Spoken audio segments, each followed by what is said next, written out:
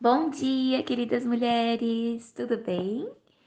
Aqui é a Thaís. Hoje nós vamos conhecer uma outra mulher da Bíblia, né? Essa semana a gente vai estar estudando sobre ela, e é a Batseba. Batseba fez parte ali da história do rei Davi, né? Ela teve uma história um pouco conturbada, mas mais pra frente nós vemos assim que ela se tornou rainha de Israel, ela foi mãe do rei Salomão e também fez parte da genealogia de Jesus. A minha parte é bem o comecinho da história, tá lá em 2 Samuel, no capítulo 11, do versículo 2 até o versículo 5. Eu vou ler aqui com vocês. Certa tarde, Davi se levantou da cama depois do seu descanso e foi caminhar pelo terraço do palácio. Enquanto olhava do terraço, reparou numa mulher muito bonita que tomava banho. Davi mandou alguém descobrir quem era a mulher. Disseram-lhe: é Batseba, filha de Eliã e esposa de Urias, o Hitita. Então Davi enviou mensageiros para que a trouxessem e teve relações com ela. Batseba havia acabado de completar o ritual de purificação depois da menstruação e ela voltou para casa. Passado algum tempo, quando Batseba descobriu que estava grávida, enviou um mensageiro a Davi para lhe dizer: estou grávida. Essa parte é um pouco meio conturbada. Depois vai ficar pior ainda. Mas vamos lá. Eu até conversei com a pastora assim, né? Que pastora assim, não sei como falar, né? Sobre isso, das mulheres. E a pastora assim me ajudou ali a pensar como falar um pouquinho mais, né?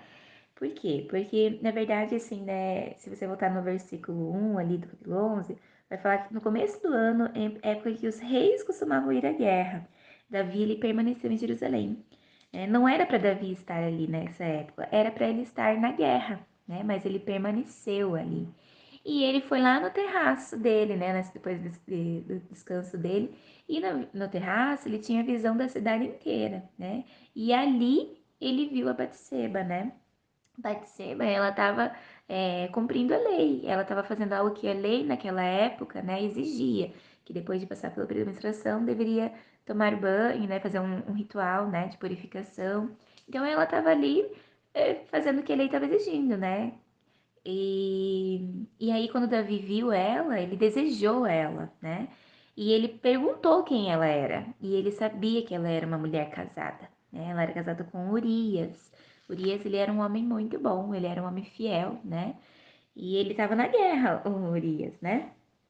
Estava onde ele deveria estar, onde Davi também deveria estar, né?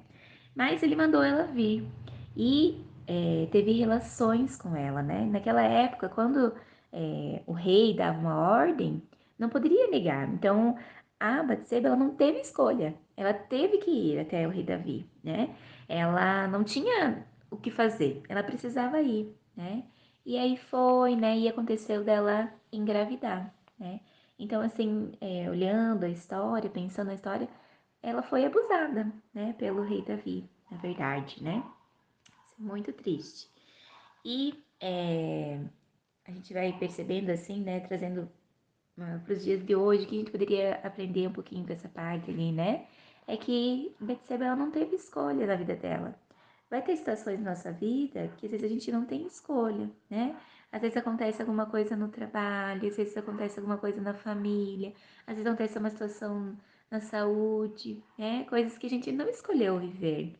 Mas, mas algo que a gente precisa ter no nosso coração é que Deus ainda está no controle de todas as coisas, né?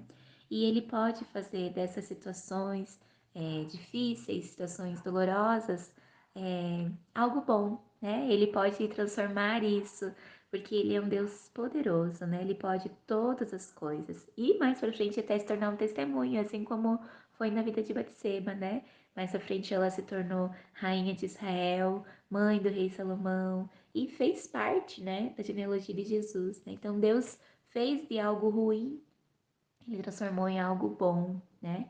E é isso sim que eu queria compartilhar com vocês hoje, né? Pode ser que você esteja nessa situação hoje, talvez você esteja vivendo uma situação que você não escolheu estar, né?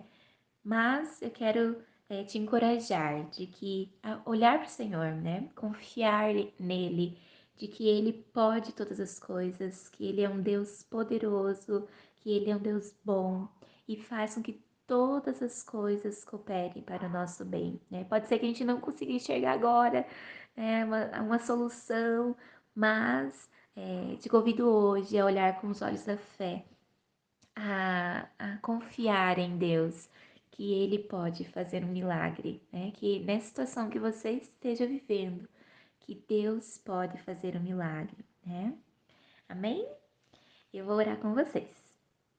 Querido Deus, quero colocar, Senhor, diante de Ti, Senhor, as nossas vidas, né? Minha vida, a vida das minhas irmãs, Senhor, que talvez esteja passando por uma situação difícil, uma situação dolorosa, e que talvez não esteja enxergando, Senhor, com os olhos, né, uma solução.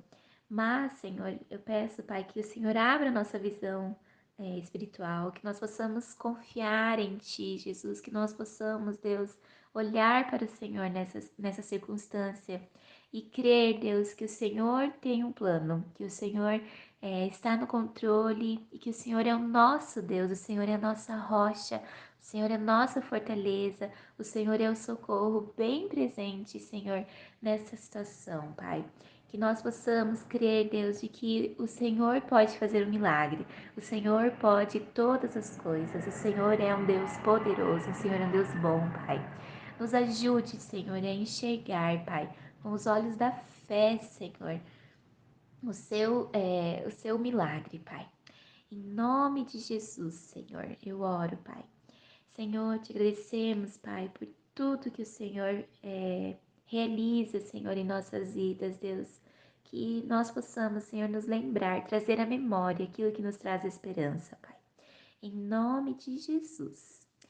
Que Deus abençoe o dia de vocês, minhas irmãs. Que seja um dia cheio da presença de Deus. Em nome de Jesus. Um abração.